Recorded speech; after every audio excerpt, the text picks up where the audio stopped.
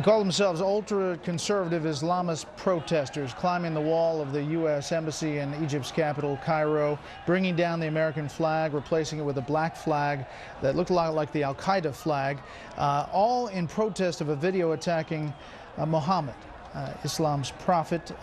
It was a video apparently made by someone in the U.S., an anti-Islam activist, and the video has been shown in Egypt.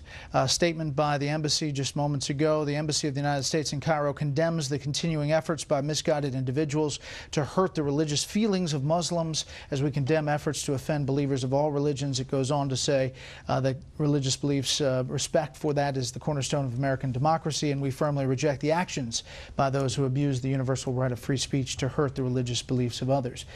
Charles, what about this and what it means? That statement is an embarrassment. That's a hostage statement. That's a mob of Al-Qaeda sympathizers in Egypt forcing the United States into making a statement essentially of apology on 9/11 of all days for something of which we are not responsible. I would issue a statement saying to the mob, go to hell. The way America works, where the way a democracy works, is that everybody has a right to express themselves. We don't police our speech, and you ought to apologize to the United States for storming an embassy and the violation of the ultimate sacred principle of democracy, which is protecting embassies and missions abroad. For the U.S. to essentially issue a veiled apology, I think is disgraceful. Juan, the U.S. consulate in Libya apparently was attacked this afternoon as well. Correct. And again, you know, what strikes me here is just a big difference. I was just listening to Charles go to hell. I mean, you know, Ambassador Krauthammer, boy, you know, we would stir the wars and the anger in the Islamic community for what?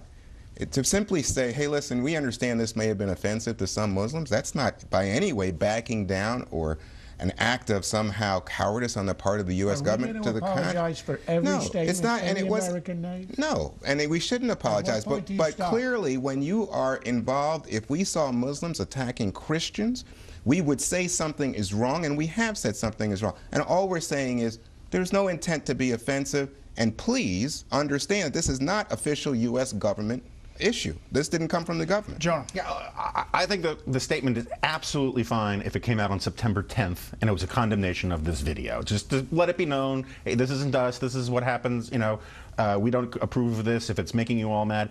But then when they actually basically seize the embassy and tear down the flag, the issue is no longer simply a free speech issue. It is, you know, it is an attack on the sovereign U.S. soil. It is incredible, you know, to quote Osama bin Laden, in the Middle East, they respect the strong horse. And this looks like, thank you, sir, may I have another? I think it's embarrassing.